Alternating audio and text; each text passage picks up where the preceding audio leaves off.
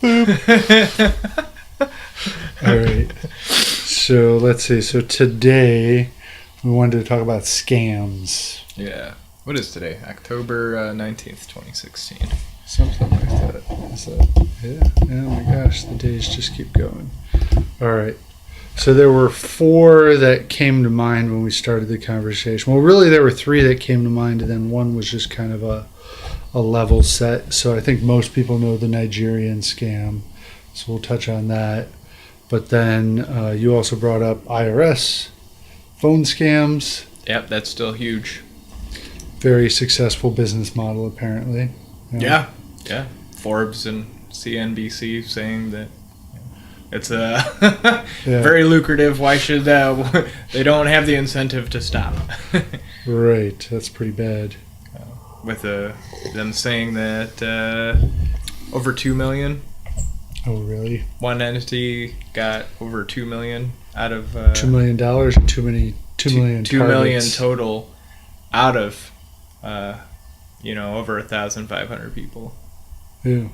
Oh. Or IRS That's a entities. pretty good. So that's a pretty good amount of money. Yeah, sounds like it. Especially if you're talking, if they're doing that in a country like India, $2 million. What's that like? That turns out to be 200 million Rupees?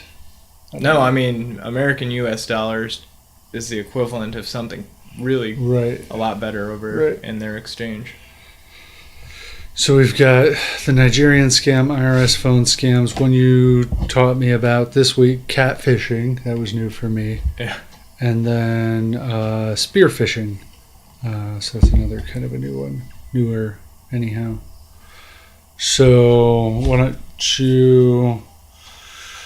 Why don't I talk about the Nigerian scam first? That one seems pretty... So sure. I think we've all run into this one, right? Where you get an email. It's from some member of some royal family, and there's some big conflict going on in their region, and they really need to get these millions of dollars out of the country. Like, they're desperate. They're so desperate that they are going to give you a big chunk of the money. All you need to do is give them your bank account money, the number of your bank account, so that, they can put the money in there. Right. That's it. It's really a one-way transaction. Yeah. And then they... But that's not the case. Yeah, then they take all the money, so it's a one-way transaction, just not the way you were expecting. And you got nothing, right? So that's the Nigerian scam. Been around for forever. If you look in your spam email folder in your Google account, you'll probably see a whole bunch of emails for them. The big characteristics there, that royal family thing that you were talking about, they're preying on greed, right? You obviously should not be getting a bunch of money for doing nothing or almost nothing. And then the emails pretty much always contain filters. You might not realize they're filters, but they're filters. Basically misspellings, poor grammar, things that say, hey, we're completely bogus. Yeah. And if you were a royal family, you'd probably not. Like, wow, this is the most uneducated royal family. They really need maybe that's why they have such a big conflict. They didn't put any money into education. Yeah. So, there's warning signs. I don't think anybody even needs to be told about this anymore, but I'm sure it still works. Otherwise, they wouldn't be sending out the emails. Yeah. Right? It's always good to recap on stuff, especially if it hasn't gone away. Yeah. Or that people are still now actually hopping into the electronic world. Right. The older generation. That's probably also who they prey on. Oh, right. Yeah. People new to the scene. My mom is freaks out when a pop-up comes up on her iPad because she doesn't know what is going on. Technology's invented to drive me mad. Right. That is the quote. That's the user story. Drive grandma mad. It's bad. Okay. Filters. Filter out smart people. Just dumb people go in, and that's part of the deal. That's one of my tells, actually, something I look for when something starts to feel fishy. Mm-hmm. Are there obvious misspellings? Because if there are, it's not that they don't know how to spell. It's that they don't want smart people because they might gum up the works. You want your easy mark where you're going to make the money Right. and be done with it. You don't want somebody to be paying attention to all that and then have it traced down to them immediately. Have it, or just have the money charged back because someone was on it and did a charge back real quick. Yeah. Stuff like that. Yeah. Yeah, they want people not paying attention. Right. It's so easy to not pay attention. There's so much going on in life. Yeah. All right. So you want to talk about this IRS phone scams? Yeah, IRS phone scams. Okay, so this one isn't exactly new either, but they've gotten really good at it, apparently. So what's the experience like? What happens? So it must be either doing a lot of war dialing, right? So what's war dialing? They get a whole collection of phone numbers, however it is, purchasing it from, I don't know, Yahoo breaches, other such things, or even just companies that sell your information. I hear there's this company called the Telephone Company, and they make books. It's like the white pages. Yeah, but no, besides that, Google sells your information. They openly tell you about it, especially in that September 15th re-release of Terms of Service. Gotcha. They were explaining, saying that they do it. And generally it's for, they say, directing ads to help you better in life. Yes, because you couldn't get by without more ads being more specific to your needs in life. So their TOS change. Mm-hmm. Okay. So someone's making a bunch of phone calls. Then what Yeah, happens? so they call up a bunch of... They're probably also filtering out the smart people or whatever. But you don't get anybody that actually talks to you. Right, usually it's a hang-up. But then later on, you'll get a callback. Oh, so they're going through just to I think they're curate their I think they're phone listening to list. voices. Yeah, so they're cleaning up their phone list. They're scrubbing their phone list, right? To target just like the other one, they want to target out older people, right? So they're becoming more specific at who they're going after. So they have a target market, I guess. Right. Yeah, sure. Of people The that don't vulnerable, pay, right? The people that don't pay attention. They have profiles for successful marks. Yes, so they're profiling now with that. Right. Okay. So you can see the reports on CNBC. That's fresh. Forbes has also done one, but that was 2 weeks ago. And then the IRS has. They've been trying to keep up with their site to explain that to people. In the past, they weren't. The IRS wasn't as up on it as they. Right, they didn't have a FAQ page. Frequently asked questions. So if you go to irs.gov, it was more like you would call them and they'd be like, "Okay, thanks." So they didn't. So now they actually are being proactive about, explaining this. But that also causes confusion and everything, because then you're like, okay, so who really is the IRS? That's kind of true, because there's a lot of ignorance around the branches of government, and things are kind of nebulous for many people. So things have been getting destabilized with when you get all these scammers that are starting to become pretty good at it. Yep. Right. All right. So they had 5. What were the 5 ways? Okay, so on their webpage, they talk about telltale signs of a scam. 1, there's a call demanding immediate payment. right? They make a note that they will always send you a bill. The IRS sends you a bill legitimately before they call you. So you have something in the mail, so it won't be just out of the blue. They usually won't yell at you either. So when you do get this, they try to intimidate you. Right. Yeah. Intimidate you. Set you off center. Right. Make you freak out. Yeah. Yeah. But the government, IRS people are generally a matter of fact and probably... So the next one's kind of interesting. They won't demand you pay taxes without giving you an opportunity to question or appeal the amount you owe. So there's an appeal process that the IRS legitimately gives you that scammers, of course, won't, because they just want you to pay right now, get in, get out, move on to the next mark. Right. So that's interesting. The IRS will not require you to use a specific payment method for your taxes, such as a prepaid credit card. Yeah. That's a way they're trying to reduce the risk of chargebacks and folks saying, hey, this was a scam. Right. And the credit card companies refunding it. Yeah. Yeah. Okay. The IRS won't ask for your credit card or debit card number over the phone. That's kind of a good one. I didn't realize that. That's interesting. And they won't threaten to bring in local police or law enforcement to have you arrested for not paying. I didn't know that. I feel like I learned something today. Yeah. All right. Any other thoughts on phone scams with the IRS? Purporting to be the IRS? Yeah.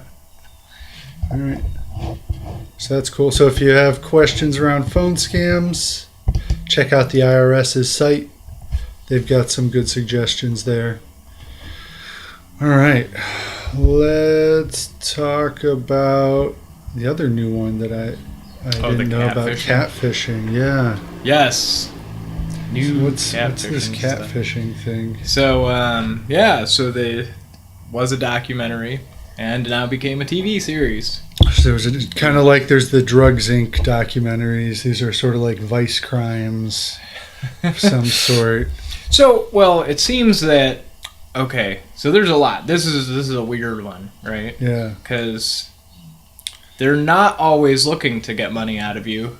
Sometimes it's emotional, or the people that are doing it have some kind of mental illness. Right. So it could be. It can be just psychological psychological warfare kind of personal level, but they use the guys. Okay, so what they're doing is they'll make like a common scenario. Give us a common scenario. Okay. Yeah. So they'll set up multiple social media things that seem pretty legitimate. Like it'll have pictures, it'll have comments. Pictures, right. And then you can cross-reference it to their other social media accounts. They have friends on them. They have pictures. They're up to things. So they're standing kind of like the bots on Twitter, right? Yeah, but they're basically standing up straw men of some sort. Yeah. Yes, so these are kind of like scarecrows on the internet. And then they come in and puppeteer them. And yes, but the person behind it all is... not the person that is the online handle or entity that you think it is. Okay. So the actual puppeteer is a hacker or a group of hackers. Right. That switch in and out of like all these different accounts. They're like body snatchers, basically. Yeah, it's a lot like that. Yeah. Yeah. So then, what they're doing is, so one thing is they'll try to. Say they need help with something like who knows, help unlocking iPhones and like other things. Who knows? It's or shipping a package off for them. Just something to build to deepen the relationship. Right. Okay. Right. So they'll send you. Whatever. So a lot of the times they'll prey on people that are emotionally seeking something. Right. Hermits. Yeah. People who are on the web all the time and don't go out into society. Right. Yeah. Yeah. So social misfits. Yeah. Yeah. And then So here's a chance to have some sort of meaningful relationship. Oh, I'm helping someone out. There's always that bump, right? Like that's one. It's a huge social hack, right? Right. If you want someone to think better of you, you ask for a favor from them. right. And then they feel better about themselves because obviously you thought enough about them to solicit their help. So that makes you better. It's really weird. You wouldn't think it works that way. But obviously, some dead giveaways are in textual base. Not being able to speak the English language fluently, posing as a lifelong American, whereas English being your first language. And they can't speak the language. Right. Yeah. Okay. So, but that gets a little tricky sometimes because some of the kids these days cannot speak English very well. Those are English dialects, though. Right? Like those are online leet speak and then yeah, but those I would imagine you're right that it's international, but right, you would have to learn how to profile. So it's hard to tell. So once someone and that's not even getting into the cam girl people that get into the dating sites and then they all just try to redirect you through. Well, this is just a variation on the theme, though. So let's just go through it, right? So we've got first, there's a persona, a straw man of some sort, if I'm using the wrong word. So that's right. Yeah. That's set up. Then that straw man is used to build some sort of relationship with a mark. Okay, and then what happens? Okay, so then the direction that they take that in. So one, they could be aiming monetarily at you. Okay. Two, it could be psychological. So they could just be trying to collect information or things, intimate things about you. Right. Like to set you up for blackmail. Yeah. Right. And trapping, basically. Which, this was a lot of like get you to do something, and I've got stuff. this on you. Right. What are you going to give to me now? And then, Yeah. Right. And then the other one is just to, I don't know, create slander or just the to lulz, or just to mess with you. Yeah, the lulz. Yeah. So torture or tormenting. Yeah, emotional, it's psychological. Right. I'm not going to say warfare. It's not the trolling. right word. Trolling. Yeah, definitely. internet trolling. Definitely. Okay. So the end game on this could be money. It could be just a psychological high that folks are going for. I mean, it could go in so many directions. They could ask for access to your account or ask to borrow your VPN. I've had people, when I was investigating this, ask to borrow my VPN codes and logins, and I was like, no. Right. That most certainly is not going to happen. So you mentioned cam girls and that whole space, and that kind of seems... That's like 80% of it. It's like seems like okay, so because it's prime for it. You go to Tinder, and all these other huge ones. Any of these things, that have become really big. Their hunting grounds. That is their playground. Yeah. Especially if you get into specifically the cam girl space, because you kind of have, I'm not going to say antisocial behavior, but definitely stigmatized behavior that they already have on you, right? It's kind of like the seediness that goes along with like strip clubs and gambling and that whole vice space, right? So even some of them are kind of legitimate, but they want money out of you in the long run. Right. Yeah. So that's kind of... It's a very weird disconnect, like... Yeah. When you get into that whole scene. I want nothing to do with it. Like, I'm going to stay as far away as possible, basically. Like the 2 a.m. to 3 a.m. period in the red light district. but on the internet 24/7. Right. Oh dear. Oh dear. Yeah. All right. Anything else on catfishing? No, I mean, check out the links about I believe in the web preserver cybercrime stuff that has real life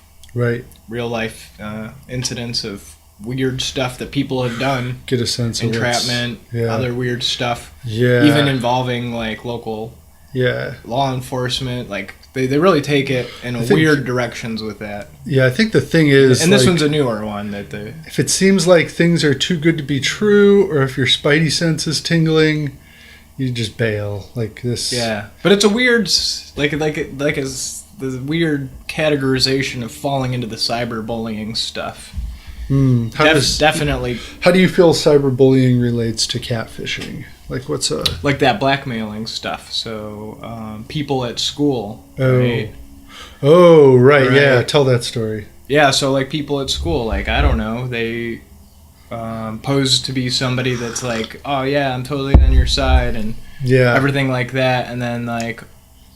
And then who knows? They tell them like some kind of hang on, because there was a secret. specific example on this website. Oh, the college students. Yeah, so the college students they were bullying one of their classmates. Right. They set up a girl, a Facebook. So first they made a fake one, right, and then they talked somebody else into a real 15-year-old. We're going to give you $20 or $100 or whatever to go meet this person. Yeah. And then they're taking pictures and posting it on public social media. Right, and then framing that person as a pedophile. Right, yeah. It's totally a setup. Framing. Yeah, it's entrapment. Right. It's pretty bad. Worse.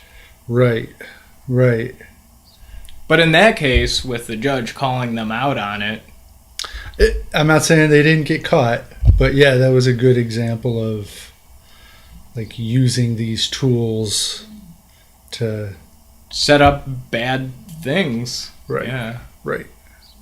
Yeah, it's a bad scene. But just specifically out to destroy somebody. Mm-hmm. Yeah. Yeah. All right.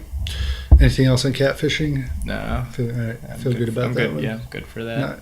I want nothing to do with catfishing. So tell me about this. I've been investigating that for a while now. It gets scary. It gets weird. Yeah. It's very weird. Yeah. All right. Yeah. So spear phishing. So there's phishing, and phishing has been around for forever. That's been, you get an email from PayPal or something saying, oh, you need to update your password, right? Or you need to make a payment or something like that. It's not really from PayPal. It's from some other organization using the artwork, right? Yeah. Purporting to be. So that kind of goes to the whole, like when I receive an email from someone, I don't care who it is. I don't care if it passes all my checks.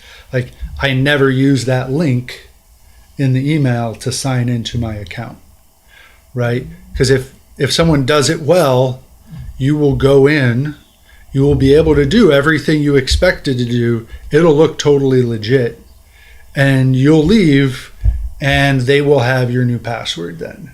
Yeah. Right? Well, it gets proxied through a server, but takes you to an actual place. Right. There's ways to present yourself, act as a middleman, still keep everything going. So your new password works on the legit site and everything, but they own you now, right? Because they've got that account. All right, so that's basic phishing. And there's some things to do to look for that, like what is the full URL? Are there things that are preceding or after what you're expecting that's really taking you to another spot? Things like that. But like the go-to for me to avoid that situation on the whole is I always go into my password vault. I use the URL that I've always used. Right. I use my regular username and password. And I'm initiating it. And the secured key site, HTTPS. Right, that's a good point too. You should have the S. Yeah. If it's not there, something's fishy, because generally these aren't tiny organizations. The phishing is fishy. The phishing is fishy, that's right. So, All right, so spear phishing. Yeah. So the spear part comes in where they're specifically targeting individuals or organizations. This can be like for espionage, right? Yeah. So if there's a company I specifically want to get into, I can try all kinds of addresses. Maybe I go out on the website and I pull up the directory, and then I use first.last at the email address, and I just try everybody, and I see what comes back, what bounces, what doesn't bounce. This is kind of that curating my contact list step, right? Who's responding to these? And they'll often target, right, higher level executives because they tend to have more access. They often don't do their own email, right? They've got someone else doing it. Yeah, sure. So there's kind of that extra layer of disconnect, right, already in the whole process. Some of them aren't as hip to cybersecurity. Mm-hmm. Yeah, your executive assistants may or may not be really trained on it. I know a lot of companies, like the last startup I was with, they had, twice a year, we talk about all things security, these kinds of things I brought up. I don't know that everybody does it or not, but yeah. It would behoove business people to get savvy to that. Right, because you can really get hosed. So there's a couple like juicy targets I can see them going after, right? So one would be getting access to internal systems like administration, all of that good stuff. So that can be like your espionage sort of space. The other is for doing things like funds transfers, right? And you can look like the organization if you're doing this well, so that you trick people into moving funds around. They think it's the real deal. Well, your attacker had a comprehensive enough profile of your organization to be able to pretend to be the right person, and then you did what the right person you thought told you to do. Right. Yeah. Oh, like important mail won't be received unless you COD send money to get it. That would be something. Weird. This is the weird stuff. They pretend to be like FedEx. Okay. Yeah. It's gets really weird. There's a lot of different vectors that they go with. Right. The big thing here is just spear phishing is going after individuals or organizations, right? And they'll use exploits like Flash over the years has certainly had many holes. Yep. Excel macros, Office has had issues over the years. So by default, they have that in updates turned off. Right. And they tell you not to. Right. Not to put it on automatic mode. But what happens is there tend to be business workflows that require that step, and people get sick of clicking the extra button. So and then they turn it off. And it's automated. Right. And then it slips in. Yeah. So sake of saving time over losing lots of money. Right. So it's a business risk, and I don't know about you. I'd rather not get owned. I mean, I think I don't know anyone who hasn't at some point, at some level, been owned. Like it happens.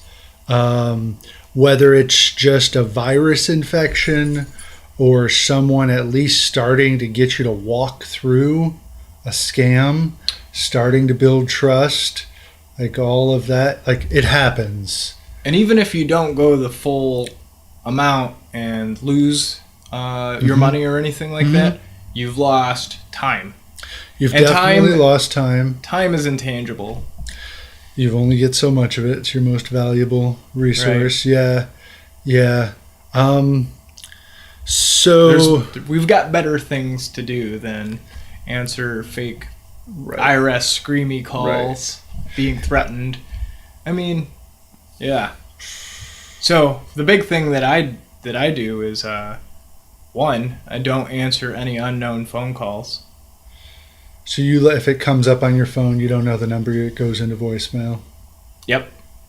So the big thing that I noticed in these scams now is they've purchased numbers, or our open policy for phone numbers is that they can use your local area codes. They've gotten more specific with this, is they will call you from your area code to your area code on the phone. Oh, so it looks like like man, a this local might be call. this might be that friend or somebody I gave the Right. business card to, or Right. somebody I met the other day. Speaking, as a phone call comes in. Yeah. No, but so that's interesting that they have.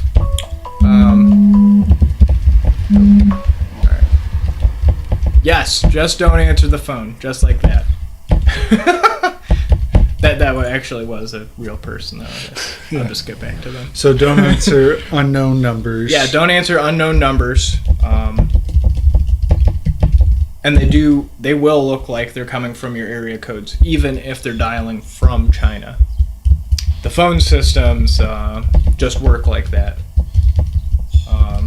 The internet and the phone systems are still quite a bit on the honor policy. Like that talk I just saw. The president talking about was saying, okay, there's a lot of just open honor policy stuff. How do we start fact checking? How do we get like a trust database, right?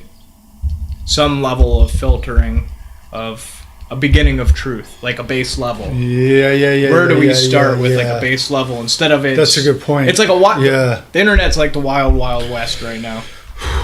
It's definitely changed over the last. Like I feel like it's an egg years, that's kind of cracked wider open now that people know the vulnerabilities in Cisco gear and the American like phone dialing servers. Kind of manipulate these things. So what other tips do we have? So I think log into accounts only from your address book slash password vault. It's probably another good episode to do password vault. Oh, right. Yeah. I do use password vaulting. That's a big one. Or at least do a web keep your search. Contacts up to date on your phone. Right? Yeah. Like if you don't keep these things. Doing web searches on the phone numbers. Don't follow the link from within your email. Oh, okay. Right. When I do get concerned about phone numbers, I will do a search online.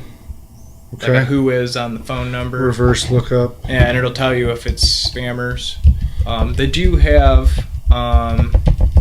phone dialer helpers like a caller ID blocking system that will have it's like has a a user database where it gives you that base level. So when the phone call comes in, it'll say 3,000 people have marked this phone number as a spam call. So then you're pretty clear to, not answer. It's called Truecaller's one of them. So that's what I used on the OnePlus came with Truecaller installed, and it had you linked to the database. I think it was.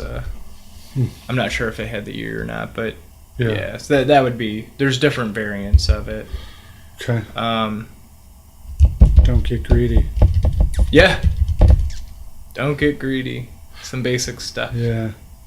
Greed. If your spidey can senses make you blind. Right. Spider senses tingling. Question it. Yeah. It doesn't ever hurt to cross-reference and ask questions about things. Right. Especially if it's anything where they're saying that they're going to involve law enforcement or law enforcement does get involved. They will go through lengths to explain these things or your rights to you or the situation that's happening to you. Yeah. They should ask you repeatedly, in multiple steps. Like, do you get it? And they'd be like, do you really get it? Huh. Yeah. Huh. So if they're legitimately bringing in law enforcement, Then the law enforcement usually would try to explain all of that to you. Right. Okay. I mean, that gets a little messy because we still have some fixing up to do with that. With the whole like policing debacle, and then the feds getting involved, especially in the area that we're in, because of all the incidents that have happened. I believe tech that in general, or what are you? Federal government has gotten involved, and I think that they're investigating the local police. But so when that happens, they're supposed to pull somebody. Cleveland's. Their mediator is supposed to be a respectable retired chief that does it. It's volunteer work. Huh. And that's their mediator. Huh. Somebody that has That's as retired part of from the law consent decree. That's kind of a separate Huh. thing from what we're talking about, right? Yes, sorry, that's just Okay. that was out in left field there. Yeah. So, any other? I'm sure there's other stuff out on the web. About cyber. Just anti-scam tips. Yeah. Yeah. Cybersecurity is definitely becoming it's going to be a new job market, specifically, coming up in the future. Yeah. Big space. Right. Yeah, I mean, I think that covers a lot of the stuff. Right there. Good deal. If folks have questions, they can post them on the YouTubes. Yeah, And questions, comments. Answer as we're able. Refer to other spots. Consult. Got options here. All right. Good deal. All right. All right. Thanks, guys. Have a good one. Mm-hmm.